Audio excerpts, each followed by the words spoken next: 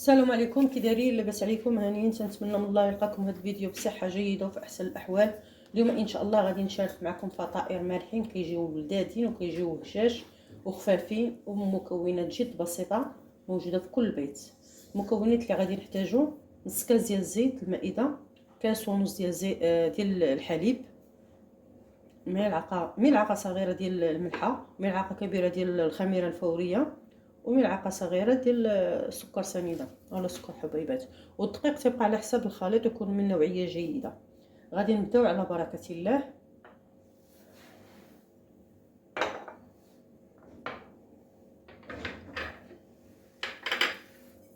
غادي ناخذ البول اللي غادي نخلط فيه العجين.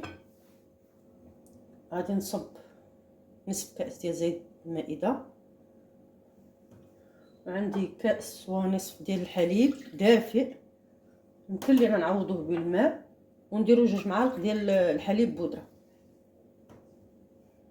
ملعقه صغيره ديال السكر سنيده، وملعقه كبيره ديال الخميره الفوريه.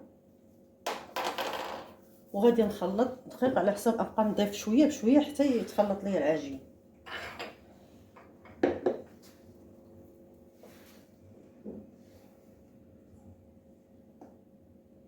غادي نضيف شويه بشويه.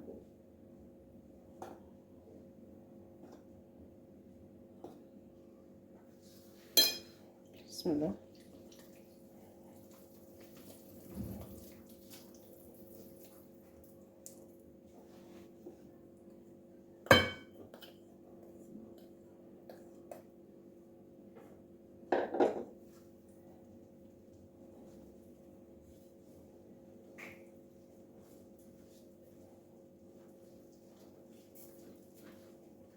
الدقيق خاصو يكون من نوعيه جيده، يكون خاص بالحلويات باش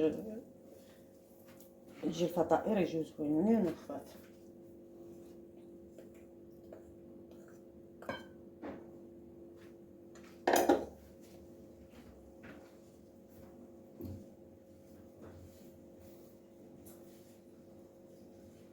انا عندي هنا الدقيق تقريبا نص كيلو، لكن غادي نشوفوا واش غادي يجمع العجين كامل او لا نزيدو الدقيق ولا ما نزيدوش، لان العجين خاصها تكون ما تكونش قاصحه وما تكونش مرخوفه. غادي نزيد شويه الدقيق.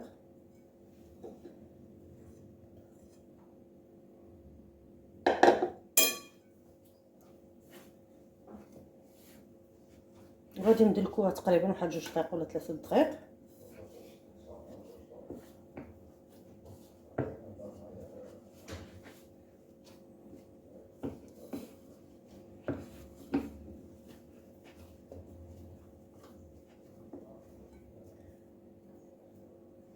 انا نسيت الملحه، غادي نضيفها، راه نسيتها، ها هي.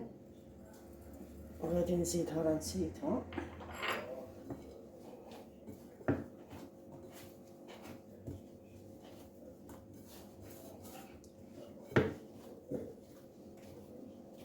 ندلكوها شي شويه.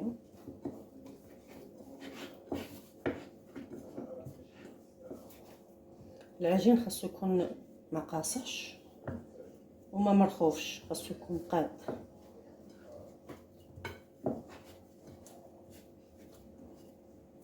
ندلكوها شي شويه مزيان.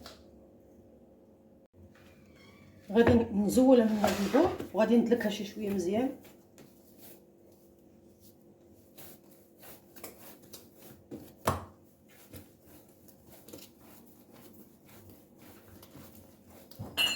هي كل ما دلكت مزيان كتعطينا نتيجه مزيانه.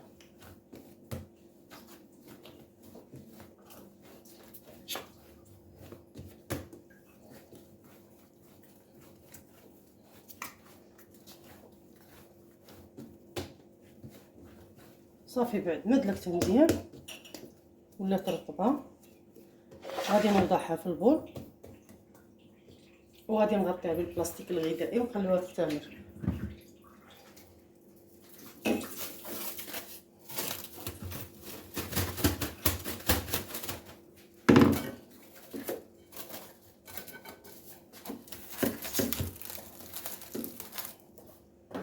صافي وغادي نخليوها تختمر وندوزو نشوفو الحشوه اللي غادي نعمروها بها.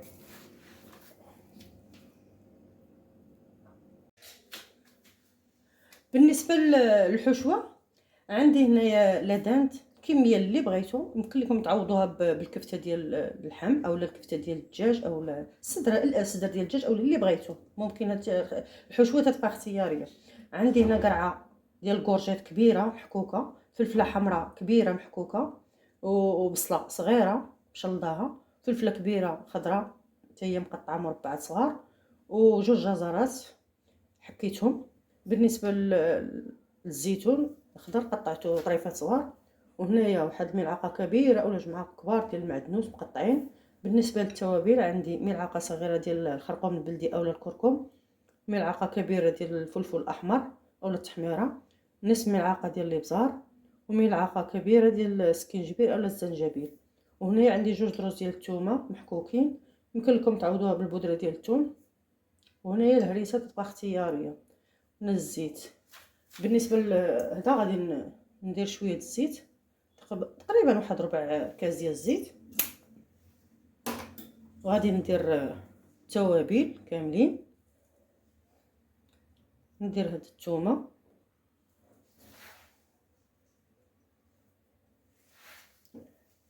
اما بالنسبه للزيتون والمعدنوس مقطع والهريسه حتى غادي نشحر هاد الحشوه كامله، غادي نشحرها مزيان عاد نزيد هادو في الاخير. صافي بعد ما درتها على النار كتشحر مزيان. انا راه نسيت الملحه ما ذكرتهاش في المقادير، ها هي الملحه، والملحه تبقى على حسب الذوق. كنخلطوا هادشي مزيان حتى كينشف.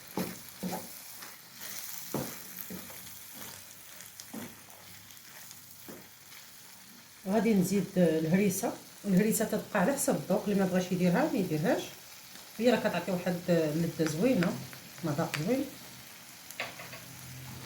عندي الكزبر، المعدنوس غادي نضيفو حتى هو.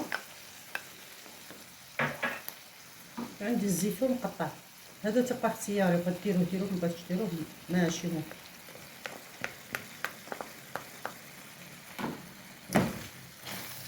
الحشوه تبقى اختياريه، يمكن لكم تستغناو كاع على اللحوم ديروها بخضر، راه كتجي هي زوينه.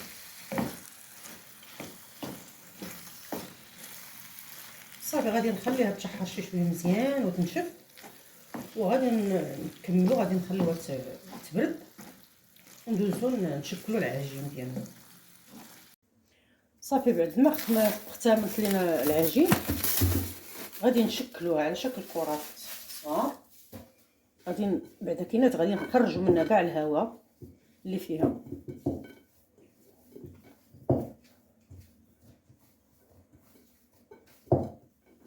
غادي نزول هذا البول،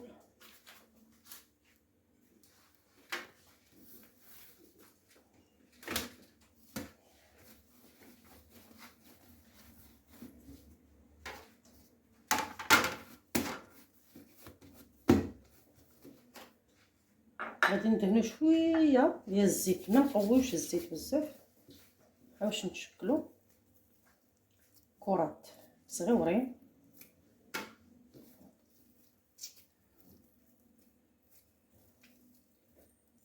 على هذا الشكل.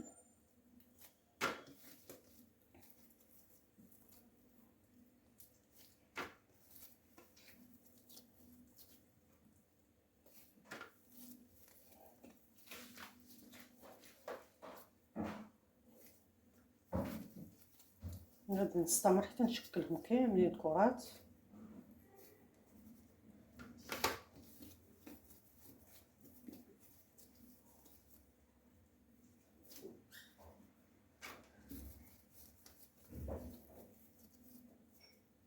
غادي نكملهم كاملين، غادي نخليهم يرتاحوا شي شويه، ما نخليهمش بزاف يرتاحوا، عاد نعمرهم بالحشوه.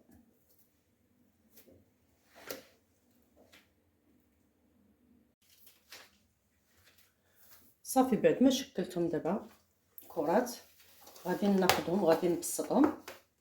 الحشوه ها هي بارده، انا وجدتها فرغتها في هذا الطبسيل. عندي الفرماج محكوك، موتزاريلا، نتوما اي نوع ديال الفرماج موجود عندكم متوفر عندكم ديرو.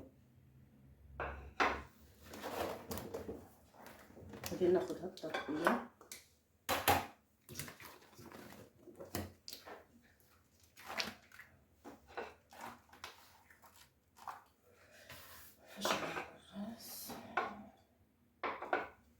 حشوه موجوده. ناخذ اول كره غادي نحاول نبسطها، ما غنديروا لا زيت لا والو، بلا ما نحتاجو الدلاك بيدينا، وغادي نبسطوها مزيان. وغادي ندير بعد ما بردت الحشوه، خاصها تكون بارده باش ما تطرطقش لينا العجين.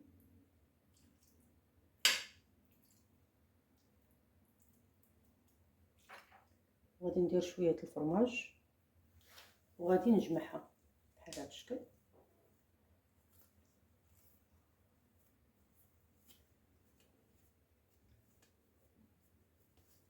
صافي غادي تجي على هذا الشكل، وغادي نوضعها في الطاوه ديال الفرن. نوضع الطاوه ديال الفرن اللي ملبسه بالورق ديال السيلفليزي، ورق الطبخ.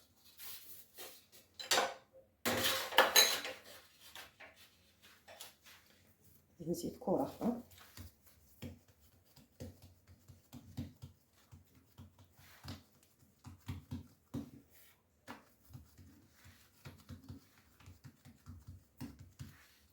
غادي ناخذ ملعقه شويه، ندير شويه الفرماج. يمكن لكم ديروا الفرماج هو الاول عاد ديروا الحشوه اللي بغيتو، تبقى الاختيار ديالكم. وغادي نحاول نجمعها بحال هذا الشكل ونوضعها في الطاوه ديال الفرن.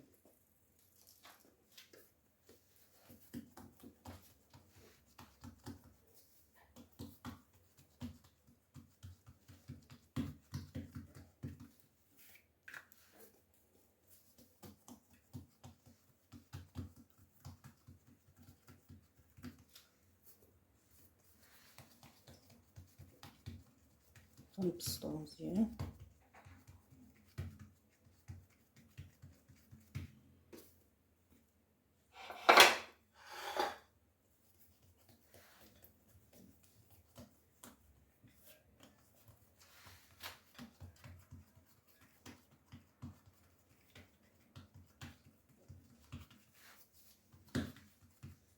صافي غنوضع الحشوه فيهم كاملين.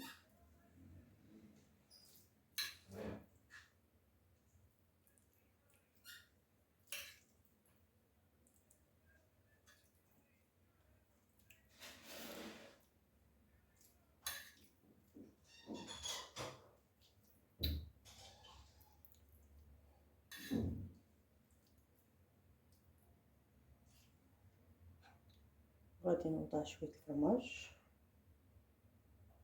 كميه من هنا بهذا الشكل.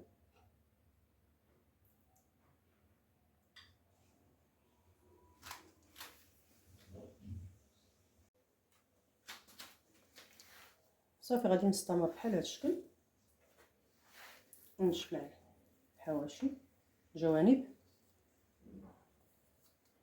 وما نديروش الزيت باش راه ما كيلتصقوش مع بعضياتهم. الا درنا الزيت ما كتجمعش العجين.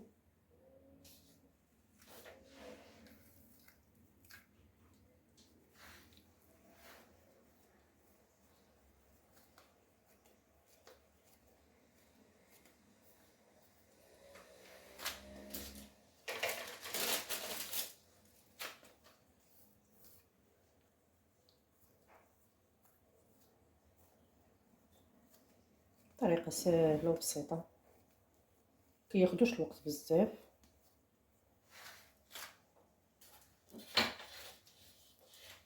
غادي نستمر بحال هذا الشكل حتى نكملهم كاملين، نزينوهم بالزيتون الاسود اولا اي زيتون خضر ولا الاحمر اللي متوفر بحال هذا الشكل.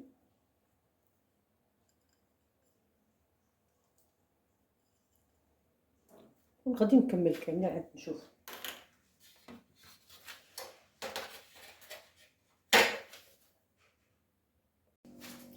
صافي بعد ما كملتهم كاملين بالتشكيل ديالهم والتزيين ديالهم، غادي ناخذ واحد البيضه كامله ودرت عليها قطرات ديال الخل. غادي نخلطهم مزيان، نخلطها نخلطوها مزيان مزيان مزيان، وغادي ندهن بها كاع المملحات ديالنا، هاد الفطائر ديالنا، عفوا هاد الفطائر.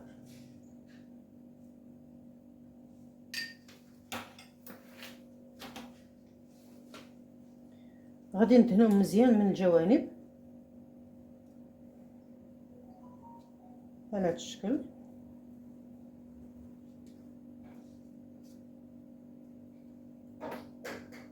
وتنخليهم تقريبا واحد 3 دقائق ولا 4 دقائق برا. عاد غادي ندخلهم للفران يكون مسخن مزيان، ونشعل عليه العافيه من التحت، بقاو يطيبوا من التحت حتى كيتحمروا شويه من الجوانب. عاد كنشعلوا عليهم العافيه من الفوق، تكون النار متوسطه باش ما يتحرقوش لينا.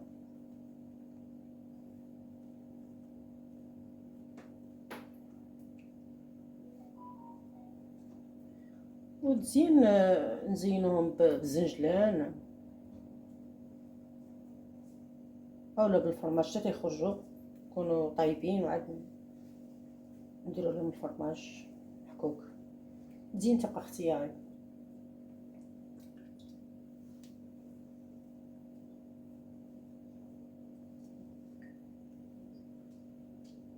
صافي دابا غادي ندير لهم الزنجلان، هي رشه قليله داكشي.